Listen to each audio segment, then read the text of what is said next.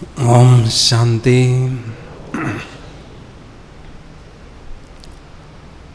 ब्राह्मण जीवन में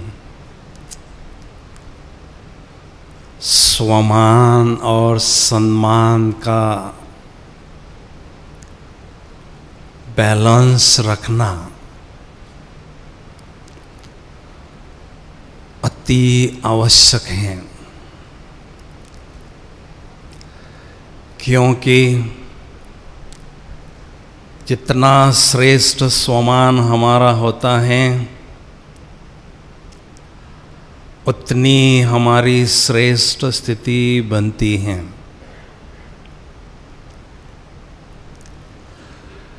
और स्वमान को मेंटेन करते हुए सबको हम सम्मान देते हैं तो संगठन की शक्ति बढ़ती जाती है और निर्विघ्न रीति से बाबा की सेवा होती रहती है। दोनों का बहुत गहरा संबंध है। प्रकाश मणि दादी जी ने अंतिम दिनों में कहा था,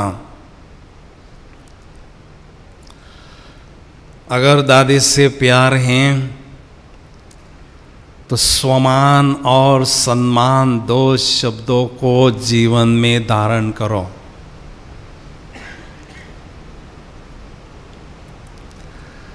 बाबा ने तो एक बार कहा था, स्वमान एक शब्द है, स्वमान को धारण करने से बाप समान बन जाएंगे, ये बाबा ने कहा था।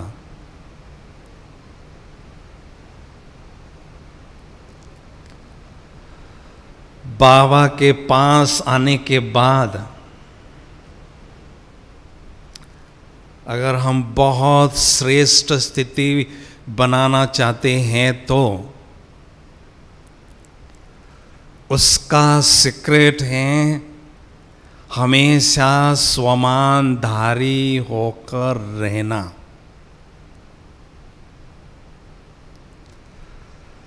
स्वमान को धारण किए बिना इस ज्ञान मार्ग में उन्नति नहीं हो सकती है। ब्रह्मा बाबा को शुरू दिन से स्वमान रहता था, मैं नारायण बनने वाला हूं, जिसके कारण बाबा को नारायणी नशा सदा रहता था।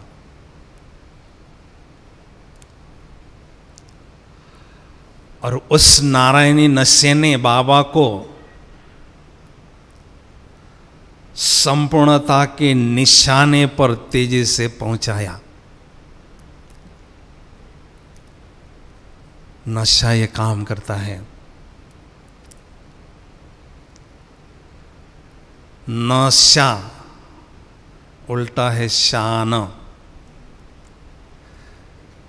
ईश्वरीय नशा आत्मा की जान है और आत्मा की शान है।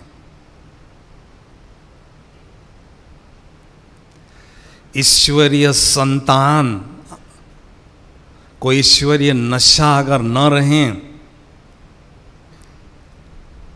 तो शोभा नहीं देता है।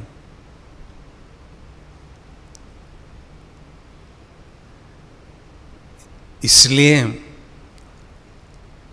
बाबा ने जो हमें स्वमान के टाइटल दिए हैं, बहुत सारे दिए हैं, उसमें से एक या दो स्वमान का टाइटल हमें अपने लिए सेलेक्ट करना है। जो मुझ आत्मा को खुशी दिलाता है, मुझ आत्मा को नशा चढ़ाता है, वो पॉइंट हमें सेलेक्ट करना है।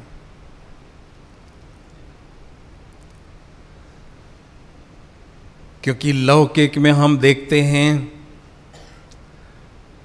डॉक्टर को नशा रहता है, मैं डॉक्टर हूं,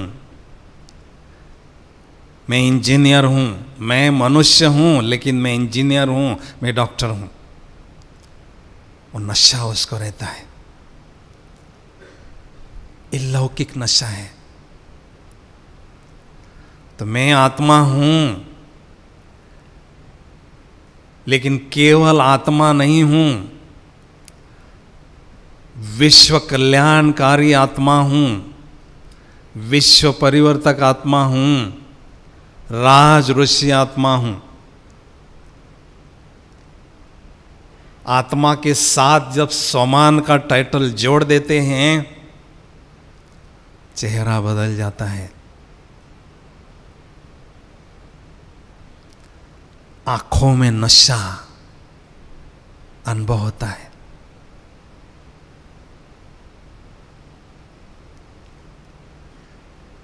तो स्वमान में स्थित रहने की विधि क्या है? अगर विधि यथार्थ है तो सिद्धियां, उसकी उपलब्धियां, उसकी प्राप्तियां हमें बहुत अच्छी तरह से अपने जीवन में अनुभव होती रहेगी। विधि बड़ी सरल है। जो आपको टाइटल अच्छा लगता है अपने लिए, वो आपको सेलेक्ट करना है और उस टाइटल पर बहुत गहराई से मनन चिंतन करना है। उदाहरण लीजिए, अगर आप मैं विश्व कल्याणकारी आत्मा हूं ये टाइटल लेते हैं, तो विश्व कल्याणकारी आत्मा के संकल्प कैसे होंगे, उसके बोल कैसे होंगे, उसके कर्म कैसे होंगे, उसका चेहरा कैसा होगा, उसकी चलन कैसी होगी, उसका व्यवहार कैसा होगा, इस सब कुछ हमें मनन चिंतन करके तैयार रखना है। और वो सारी क्वालिटी अपने जीवन में धारण करना है। उस टाइटल का मुझे स्वरूप बनना है। केवल लिखने से काम नहीं चलेगा, बुद्धि में दोहराने से भी काम नहीं चलेगा। जब तक उसका हम स्वरूप नहीं बनते हैं, तब तक उसकी अनुभूति हमें जीवन में नहीं हो सकती।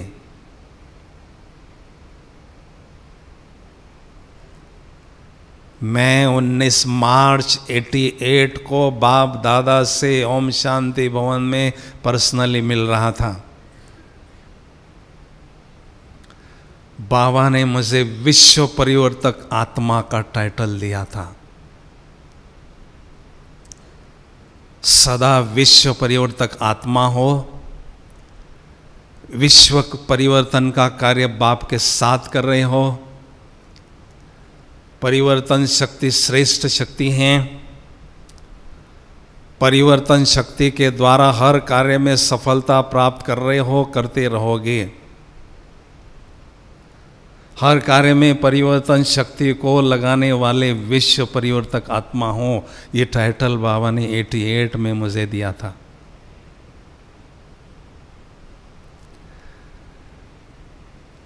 उस पर मैंने बहुत अच्छी तरह से अभ्यास किया। मैं आत्मा हूं, लेकिन विश्व परिवर्तक आत्मा हूं। मेरे संकल्प सारे विश्व की आत्माओं के प्रति चलते रहने चाहिए। सारे विश्व की आत्माओं के प्रति सदा कल्याण की भावना पनपती रहे। ऐसे ही बोल भी हमारे हो और नशा भी हमारे चेहरे पर हो।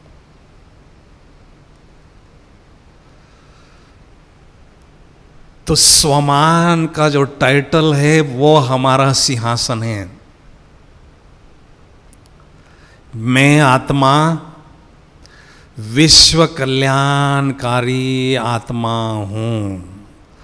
आप सिंहासन पर बैठ गए, बैठते ही आपका सब कुछ बदलना चाहिए।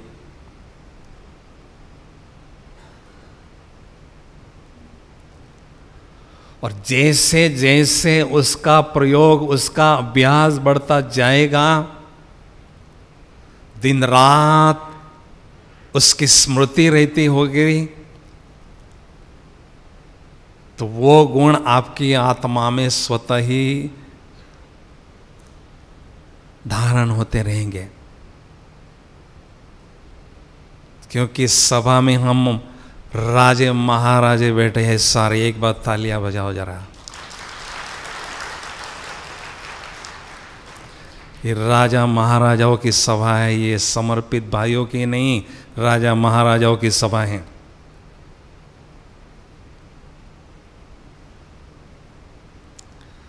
तो राजा सिंहासन पर बैठता है, राजा शासन करता है, राजा को अपने राजाई का नशा रहता है,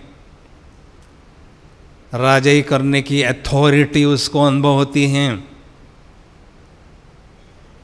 तो बाबा कहते हैं जो संगम युग में स्वयं के राजे बनते हैं, वो सतयुग त्रेता युग में औरों के राजे बनते हैं। इसलिए जो भगवान ने हमें स्वमान का सिंहासन दिया है, कुछ सोच समझकर हमें दिया है। हम उसके लायक हैं। बाबा ने हम आत्माओं में कुछ विशेषताएं देखी हैं। कई बार हम जो बाबा टाइटल देते हैं उसको स्वीकार करने में हिचकते हैं। इतना बड़ा टाइटल, और मैं तो उसके लायक नहीं हूं। क्यों हम स्वीकार नहीं करते हैं? उसका कारण क्या है? उसका कारण है द्वापर युग से लेकर हम माया के जेल में 2500 साल तक रहे हैं। आत्मा में जो कूट कूट कर हीन भावना भरी पड़ी हैं, वो हमें इस स्वमान के सिंहासन पर बैठने नहीं देती हैं। थोड़ा समय के लिए बैठते हैं, बाद में उतर जाते हैं। इसलिए इस स्वमान के सिंहासन को हमें छोड़ना नहीं है। ये बड़ा भारी प्राप्तियां कराने वाला सिंहासन है। सबसे पहली प्राप्ति है, स्वमान में रहने से हम स्वराज अधिकारी स्थिति की अनुभूति करने लगते हैं।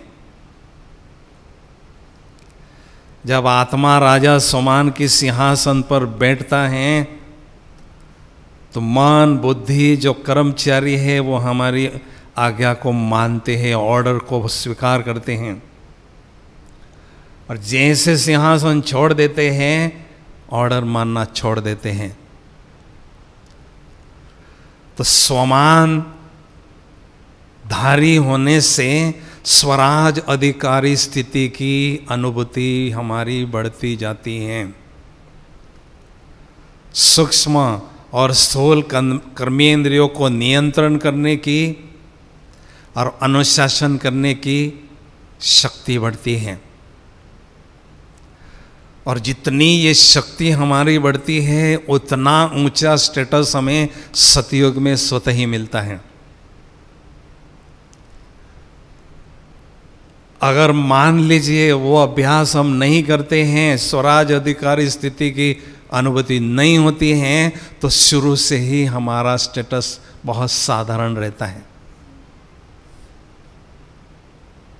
दूसरा लाभ, स्वमान में रहने से हमेशा स्वचिंतन का परमात्म चिंतन का आनंद हम लेते रहते हैं। पर चिंतन पर दोष दर्शन से बहुत दूर रहते हैं, क्योंकि जो हीरो आत्माएं होती है वो औरों को नहीं देखती है, उनका स्वयं पर पूरा ध्यान रहता है। इसलिए हर एक एक्ट उनकी एक्स्ट्राऑर्डिनरी एक्ट होती है, इसलिए वो हीरो कहलाते हैं। और वो हमेशा अपने में ही मस्त रहते हैं, वो दूसरों को नहीं देखते हैं। दूसरों को देखने की आदत ये छिप क्वालिटी है आत्मा की। हम इस ड्रामा में हीरो पार्टधारी हैं, इसलिए स्वमान में रहने से, स्वचिंतन का, परमात्म चिंतन का आनंद लेते रहते हैं, अपने में ही खोए रहते हैं। तीसरा लाभ, स्वमान में रहने से मैं आत्मा बालक 100 खजानों का मालक हूं। जो खजाने मेरे बाप के पास हैं उसका मैं मालिक हूं, उस पर मेरा अधिकार है। ये जब स्मृति हमें रहती है तो उन खजानों को हम प्रयोग में लाते हैं, यूज करते जाते हैं, और जितना जितना उसको यूज करते हैं सेवा में, स्व के लिए, औरों के लिए, वो खजाने वृद्धि को पाते जाते हैं, बढ़ते जाते हैं। अगर उसकी विस्मृति रहती है तो वो खजाने यूज नहीं होते हैं, वृद्धि को नहीं पाते हैं। इसलिए स्वमान में रहने से उनकी स्मृति हमेशा ताजी रहती है। चौथा लाभ है स्वमान में रहना, अर्थात आत्म अन्वेषण करना। हर एक आत्मा में असीम शक्तियों का भंडार छिपा हुआ है। आवश्यकता है उन शक्तियों को जगाने की, सुषुप्त शक्तियों को, सोई हुई शक्तियों को, डॉर्मेंट शक्तियों को जगाने का एक ही साधन है स्वमान। जैसे जैसे हम स्वमान में स्थित रहते हैं, आत्मा में जो भी शक्तियां हैं, जो भी प्रतिभा हैं, जो भी विशेषताएं हैं, वो सारी जागृत होती हैं, जिससे हमारा व्यक्तित्व का विकास होने लगता है। इसलिए एक स्लोगन हमेशा याद रखना है, अनुमान हमें हनुमान बनने नहीं देता है। थोड़ा सा भी हमें अपने पर अनुमान अर्थात संशय आता है, जैसे हम स्वमान में नहीं टिक रहते हैं, उस कारण हनुमान माना अपने हथेली पर पर्वत उठाने वाला अर्थात बहुत शक्तिशाली स्थिति वाला नहीं बन सकते। इसलिए स्वमानधारी होने से सारी विशेषताएं हमारी जागृत हो जाती हैं, शक्तियां जागृत होती हैं। शेर अगर अपने गुफा में सोया रहता है तो छोटा सा चूहा भी उसके बदन पर दौड़ने लगता है। अगर वो जगह रहता है तो किसी की ताकत नहीं होती है उसके गुफा के पास जाने की, क्योंकि वो जगा हुआ होता है। तो इससे हमें भी अपनी शक्तियों को जगाते रहना है। पांचवा लाभ, स्वमान हमें इस दुनिया से पार ले जाता है। आत्मा का अभ्यास हमें इस देह से न्यारा करता है और स्वमान का अभ्यास इस देह की दुनिया से न्यारा करता है। इस दुनिया से स्वतः ही हम ऊपर उठने लगते हैं।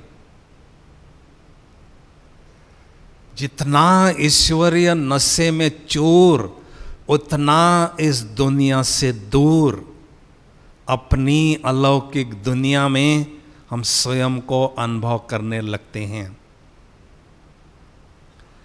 माया से सदा सेफ रहते हैं। माया जो हमें लड्डू देना चाहती है, माया हमें जो प्रलोभन दिखाती है, वो प्रलोभन हमें आकर्षित नहीं कर सकते हैं। माया आकर्षण करती है दो लड्डू के द्वारा। कौन से लड्डू है वो? रूप और रुपया, ये दो माया के लड्डू है। बाबा ने हमें बहुत बड़ा लड्डू दिया है, विश्व की बादशाही का, 21 जन्मों की राजाई का। उसके सामने ये माया के लड्डू कुछ नहीं है। तो जब हम अपनी मस्ती में रहते हैं तो ये क्षणभंगुर माया के प्रलोभन हमें अपने तरफ आकर्षित नहीं कर सकते हैं। छठवां लाभ है स्वमान में रहना, अर्थात आत्मविश्लेषण करना, सेल्फ एनालिसिस करना। जब हम एकांत में बैठते हैं, अंतर आत्मा को अच्छी तरह से देखते हैं, आत्मदर्शन करते हैं, तो मुझ आत्मा पर कौन सा दाग है, कौन सी कमी है, कौन से विकार का अंश हैं, कौन सी त्रुटि हैं, वो अच्छी तरह से हमें पता चलता है। अगर स्वमान में नहीं रहते हैं तो वो कमी हमारी लंबे समय तक हमारे साथ ही चलती है। कमी हमें कमाई करने नहीं देती है। कमी हमें कमाई करने नहीं देती है, बाधा डालती है कमाई में। तो जैसे हमें अपनी कमी का, त्रुटि का पता चलता है, उस कमी को हटाने का पूरा हम प्रयास करते हैं। इसलिए स्वयं का दर्शन बार बार करते रहना जरूरी है। स्वयं के स्थिति का चेहरा ज्ञान के दर्पण में बार बार देखते रहना जरूरी है।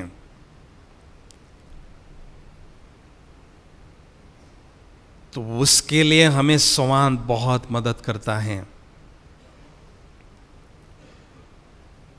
दूसरी बात, स्वमान में रहना अर्थात सबसे जो मूल्यवान खजाना है, सबसे मूल्यवान खजाना कौन सा है? हाँ जी, कौन सा खजाना है? सबसे मूल्यवान खजाना है समय का खजाना। क्यों मूल्यवान है? क्योंकि समय का खजाना अन्य खजाने पाने का आधार है, बेसिस है। समय को सफल करना सबसे बड़ी शक्ति है।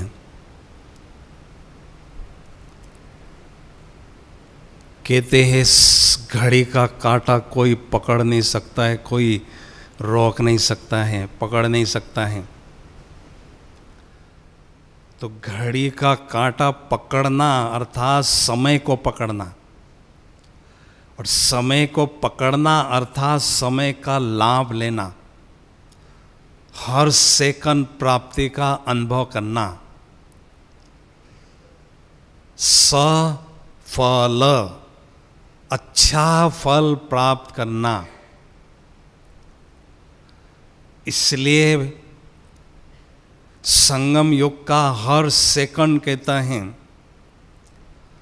बाबा के साथ शेक हैंड करते चलो।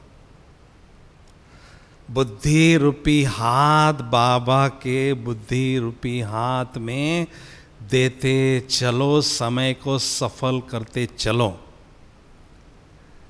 क्योंकि बाबा ने कहा है समय पर भरोसा नहीं रखना, कभी भी कुछ भी हो सकता है। इसलिए अच्छे पुरुषार्थी कभी भी कल और काल पर विश्वास नहीं रखते हैं, वो वर्तमान में जीते हैं, वर्तमान समय का पूरा लाभ लेते हैं और अपने भाग्य का सितारा चमकाते रहते हैं। इसलिए एक स्लोगन हमेशा सामने लगा हुआ हो कि संगम युग है अल्लाह की वेला, अल्लाह की वेला में मुझे अलबेला नहीं बनना है। अल्लाह की वेला में मुझे अलबेला नहीं बनना है। क्योंकि बाबा ने कहा अलबेलापन भी अर्ध निंद्रा है। सोना माना खोना, तो अलबेलापन भी अर्ध निंद्रा है, अर्थात सोना है, अर्थात भाग्य को खोना है। 8वां लाभ सोमान में स्थित रहना, अर्थात सबकी विशेषताएं देखते रहना। जब हम सोमान में रहते हैं तो सबको सम्मान देने लगते हैं। जिसके पास जो होता है वो ही वो देता है। तो जब हम ऊंची शान में रहते हैं, ऊंचे सोमान में रहते हैं, तो जो भी आगे आता है उसको सम्मान देते हैं, उसकी विशेषताओं को देखते हैं। कमी हमें किसी की नजर ही नहीं आती है।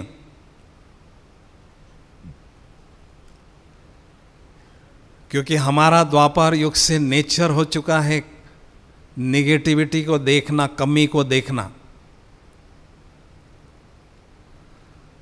जो भी मिलता है, जो भी परिस्थिति देखते हैं, उसमें हम निगेटिविटी ही देखते हैं, ढूंढते हैं।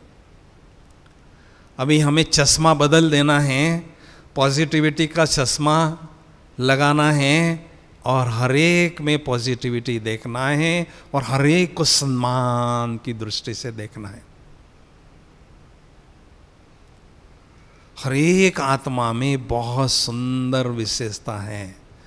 इस संसार में कोई भी आत्मा, मनुष्य आत्मा ऐसी नहीं है जिसमें कोई विशेषता ना हो, हर एक में है। और 9वां लाभ है स्वमान में रहना, अर्थात रॉयल संस्कार, नोबल संस्कार, जेंटल संस्कार आत्मा में धारण करना। संगम युग में ही हमें चांस मिलता है। जैसे संस्कार हम आत्मा में भरना चाहे भर सकते हैं।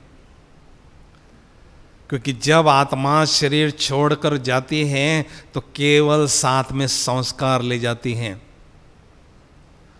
जिसके आधार पर हमें भविष्य जन्म मिलता है। तो संगम युग में जितने रॉयल संस्कार हम धारण करना चाहें कर सकते हैं, चॉइस है। लेकिन रॉयल संस्कार धारण करने की विधि क्या है, प्रोसेस क्या है? सबसे पहला स्टार्टिंग पॉइंट है बहुत ऊंचा स्वमान का सिंहासन पर बैठना। दूसरी स्टेप है ऐसा श्रेष्ठ नशा, ईश्वरीय नशा अनुभव करना। तीसरी स्टेप है ऐसे ऊंचे बोल, मीठे बोल, रॉयल बोल बोलना। और चौथी स्टेप है ऐसे श्रेष्ठ कर्म करना, और बाद में ऐसे रॉयल संस्कार धारण करना। तो ये प्रोसेस है। तो जितना सारे दिन भर में हम श्रेष्ठ सुमान में रहते हैं, हमारे नैनों में, हमारे चेहरे पर ईश्वरीय नशे की झलक और फलक स्वतः ही हमें भी अनुभव होती है और देखने वालों को भी वो अनुभव होती है। तो जितना ऊंचा स्वमान होगा उतने हमारे रॉयल संस्कार स्वतः ही आत्मा में धारण होने लगते हैं। और जैसे आत्मा परम धाम में जाती है, रेस्ट करती हैं और सतयुग की शुरुआत में आती हैं, उन रॉयल संस्कारों के आधार से ऑटोमेटिक ऐसे रॉयल परिवार में जन्म लेती है। इसलिए संगम योग में हमें श्रेष्ठ स्वमान में स्थित रहने पर बहुत ध्यान देना जरूरी है। और 10वां पॉइंट है स्वमान में रहना, अर्थात स्व पिता से कनेक्ट होकर रहना। जब हम स्वमान में रहते हैं, ईश्वरीय नशे की अनुभूति हमें होती है, मन बुद्धि खुशी से भरपूर होती हैं, और हल्की फुल्की अनुभव करने के बाद मन बुद्धि हमारी ऑटोमेटिक परम धाम की ओर जाने लगती हैं और बाबा से कनेक्शन जुटाने का प्रयास स्वतः ही करती है। और दूसरी बात, हमारे चित्त की वृत्तियां शांत और शीतल रहती हैं स्वमान के अभ्यास से। फलस्वरूप योगाभ्यास में सहज ही एकाग्रता की अनुभूति हमें होती है। इसलिए सारे दिन भर में सेवा केंद्र पर सेवा में व्यस्त रहते हुए भी हमें मस्त रहना है। रूहानियत और रुहाब, ये 2 शब्द हैं। दिन प्रतिदिन हमारी रूहानियत भी बढ़ती रहे और रुहाब भी बढ़ता रहे, अर्थात नशा भी बढ़ता रहे। जितने हम इस ज्ञान मार्ग में पुराने होते जाते हैं, उतनी रूहानियत की शक्ति, अलौकिकता की शक्ति, दिव्यता की शक्ति बढ़ती रहे और रुहाब भी हमारा बढ़ता रहे, नशा भी दिन प्रतिदिन बढ़ता रहे। ये उन्नति की निशानी है। अभी बात रही सम्मान देने की। हमें ये बात पक्की करना है, जो बड़ा व्यक्ति होता है उसका दिल बड़ा होता है और उसके दिल में हमेशा रहम की भावना, दातापन की भावना, शुभ भावना पनपती रहती है। और जो भी सामने आता है उसके प्रति वो सम्मान ही लुटाता रहता है। प्रकाश मणि दादी जी सफल प्रशासक बनी, उनका एक ही मंत्र था, छोटों को प्यार और समान वाले और बड़ों को सत्कार। इस मंत्र से दादी विश्व की दादी, विश्व की लीडर बन चुकी थी। तो हमें भी दादी को, बाबा को फॉलो करना है। कई बार हम किसी की कमी देखते हैं, किसी का व्यवहार हमारे से अच्छा नहीं होता है, उसके प्रति सम्मान देने के लिए हिचकते हैं। किसी की कमी हमें दिखाई देती है तो हम उसको सम्मान देने के लिए हिचकते हैं। कोई सामने आता है तो उसको हमें दान देना है। इसलिए दरिया दिल से, बड़े दिल से हमें सम्मान देना है, बांटना है। ये पवित्रता की निशानी है। किसी के प्रति नेगेटिव भावना ये अपवित्रता है, और सबके प्रति सदा सम्मान की भावना, शुभ भावना, सत्कार की भावना, ये पवित्रता की बहुत ऊंची स्थिति की पराकाष्ठा है। लेकिन कभी कभी हम देखते हैं मुझे शुद्ध नशा है या अशुद्ध अहंकार है, इसमें थोड़ा हमारा कंफ्यूजन होता है। मुझे अशुद्ध अहंकार है या शुद्ध नशा है, ये थोड़ा मिक्स कर देते हैं हम रॉयल बाप के रॉयल बच्चे हैं, हमें शुद्ध नशा होना जरूरी है, ये स्वाभाविक नेचर हमारा होना जरूरी है। राजकुमार को अगर अपनी राजाई का नशा नहीं होगा तो उसको राजकुमार कोई नहीं कहेगा, लोग हंसेंगे। तो शुद्ध नशा होना, ये स्वाभाविक नेचर हमारा होना जरूरी है। लेकिन अशुद्ध अहंकार, ये बॉडी कॉन्शियस की निशानी है। दोनों में अंतर क्या है? शुद्ध नशा जिसमें होता है वो बहुत नम्र चित्त होता है, और अशुद्ध अहंकार जिसमें होता है उसमें नम्र चित्त व्यवहार नहीं होता है। ऐसे अहंकारी व्यक्ति से सभी दूर भागते हैं, और जो बहुत नम्र चित्त होता है उसके कंपनी में हर कोई रहना चाहता है, उससे हर कोई सीखना चाहता है, उसको अनेकों का सेवा करने का चांस मिलता है। हमें बाबा से एक बात सीखनी है। आप देखना, जब बाबा मुरली चलाते हैं, लास्ट में बाबा याद प्यार नमस्ते कहते हैं। नमस्ते कह रहे हैं हम बच्चों को। हम लायक भी नहीं बने हैं, फिर भी भगवान हमें नमस्ते कर रहा है। क्या मतलब है नमस्ते करने का बाबा का? देखो मेरे तरफ, सीखो मेरे से, मैं कितना ऊंचा हूं और कितना नम्र चित्त हूं, सीखो मेरे से। तालियां तो बजाओ जरा। भगवान इतने नम्र। साकार बाबा जब थे, हिस्ट्री हॉल में जैसी मुरली पूरी होती थी, बच्चों के सामने नमस्ते करते थे।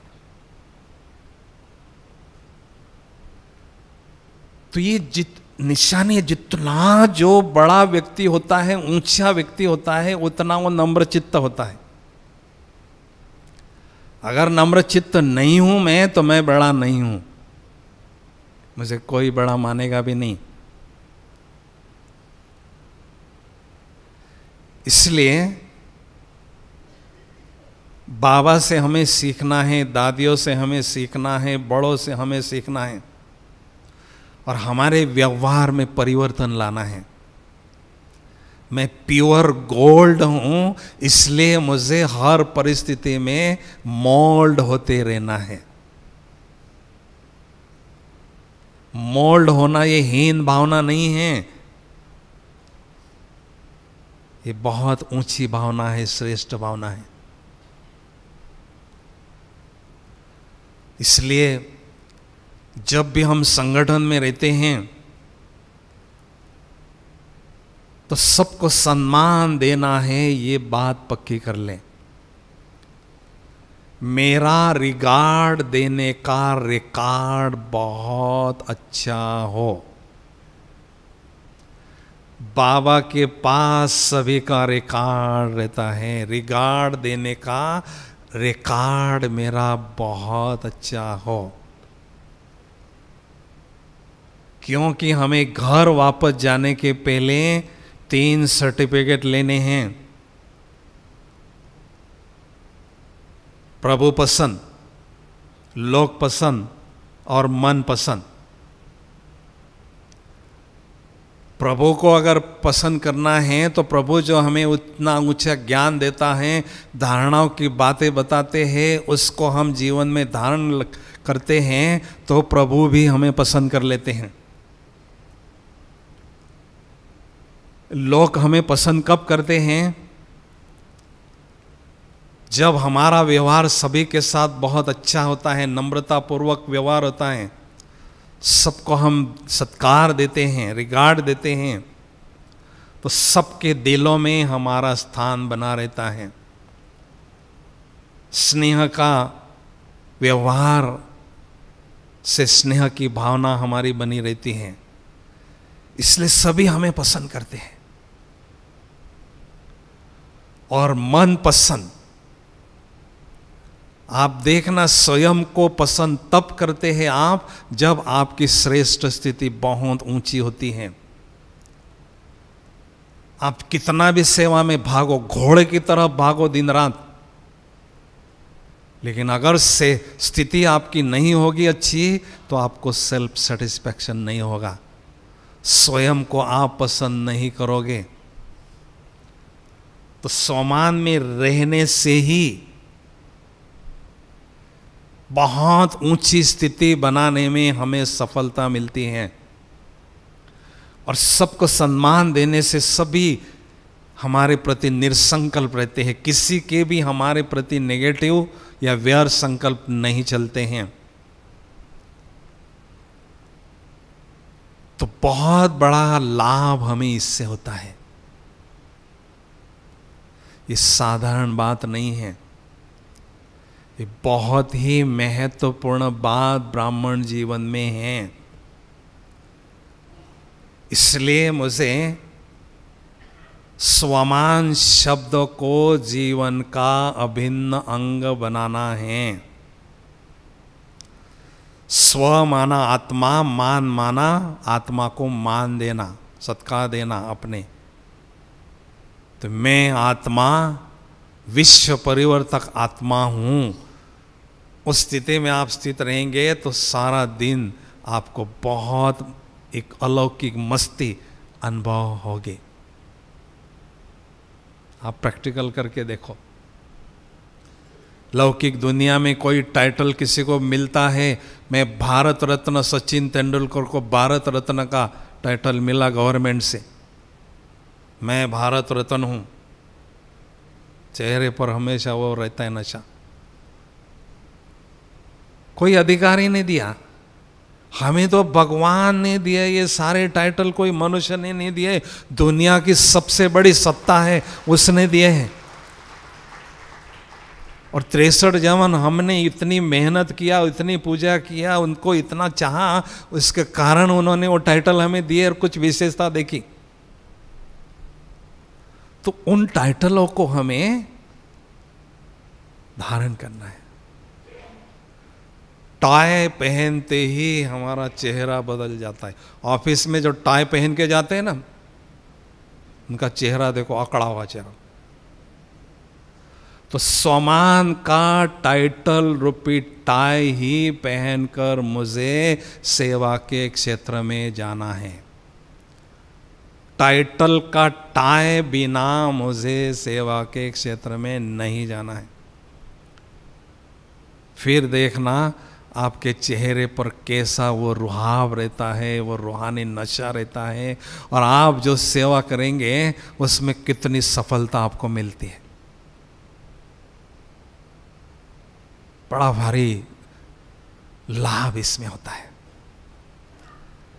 तो अभी सभी अलर्ट होके बैठेंगे, 2 मिनट इसका अभ्यास हम करेंगे।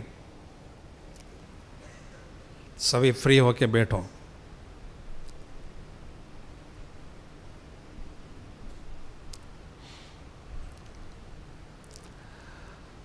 ओम शांति।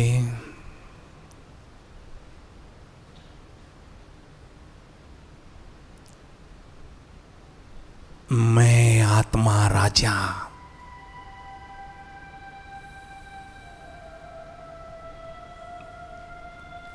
मैं निराकार ज्योति बिंदु आत्मा राजा, विश्व कल्याणकारी सोमान के सिंहासन पर विराजमान हूं।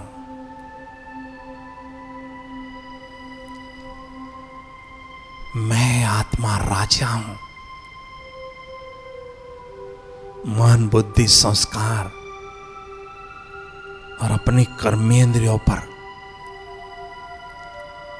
नियंत्रण और शासन करने वाला स्वराज अधिकारी हूं। भगवान ने मुझे राजाई लौटा दी है।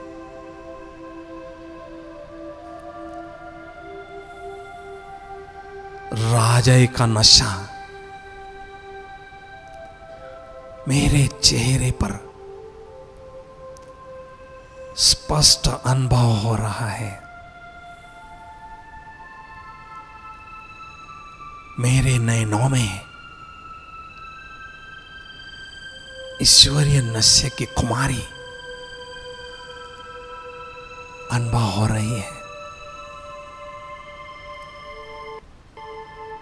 दुनिया की सबसे बड़ी हस्ती मेरा बाप बन चुका है। सबसे बड़ी हस्ती ने मुझे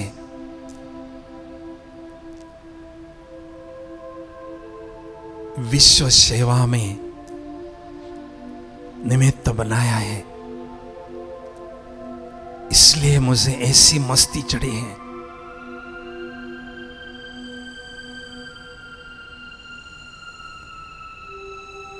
इस हॉल में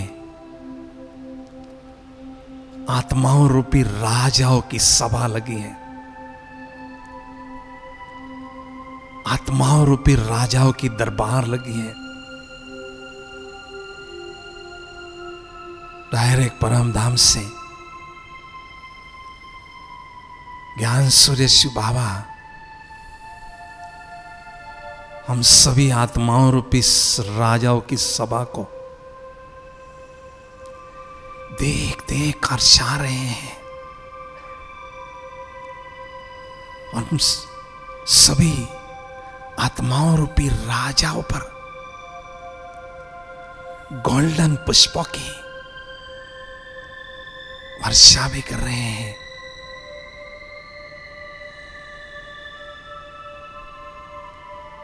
सचमुच मैं कितनी न खुश नसीब आत्मा हूं। परमात्म पालना में पलने वाली पद्मा पदम भाग्यशाली आत्मा हूं।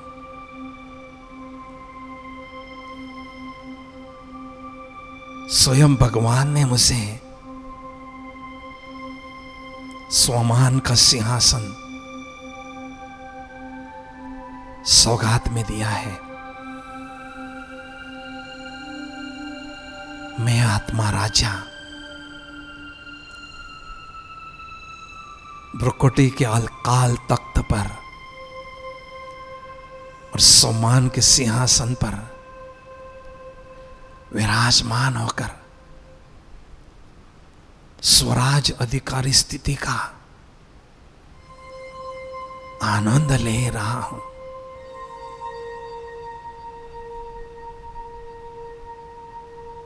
सभी खड़े हो जाएंगे, सफेद लाइट करेंगे और इधर उधर घूमेंगे, दाएं बाएं चक्कर करें लगाएंगे, घूमेंगे, टर्न करेंगे और जो भी सामने आ रहा है उस आत्मा को राजा देखेंगे। टर्न करेंगे, मैं आत्मा राजा सामने विराजमान आत्मा राजा को बड़े सत्कार की दृष्टि से देख रहा हूं। हम दोनों आत्मा राजे एक दो को बड़े प्यार से निहार रहे हैं। रिगार्ड से देख रहे हैं। उस आत्मा राजा का रिगार्ड देने का रिकॉर्ड बहुत अच्छा है। हम सभी आत्माओं रूपी राजाओं की महफिल यहां लगी हुई है। जैसे ब्रह्मा बाबा सत्कार की दृष्टि से देखते थे, इससे मेरी दृष्टि भी दिव्य बनती जा रही है, अलौकिक बनती जा रही है और सत्कार की भावना बढ़ती जा रही है। मैं आत्मा राजा, सामने विराजमान आत्मा राजा को बड़े सत्कार से देख रहा हूं, मधुर मिलन मना रहा हूं, शुभ भावनाओं की और शुभ कामनाओं की लेन देन कर रहा हूं। कितना सुंदर अनुभव है यह। सम्मान में स्थित रहकर सम्मान देने का अनुभव। मैं सम्मान में स्थित होकर सम्मान देने का बैलेंस अपने जीवन में अनुभव कर रहा हूं, जिससे अनेक आत्माओं की ब्लेसिंग, बाबा की ब्लेसिंग्स भी मुझे मिलती जा रही है। कितना प्यारा अनुभव है यह। स्वराज संगम युगी स्वराज अधिकारी राजाओं की सभा, सो भविष्य में विश्व राजा महाराजा बनने वालों की सभा यहां लगी हुई है। वहां रे मैं, वहां मेरा भाग्य, वहां मेरे बाबा, वहां ड्रामा। सचमुच इस बेहद ड्रामा में मेरा हीरो पार्ट है। ओम शांति, ओम शांति, ओम शांति। Thank you. ओम शांति।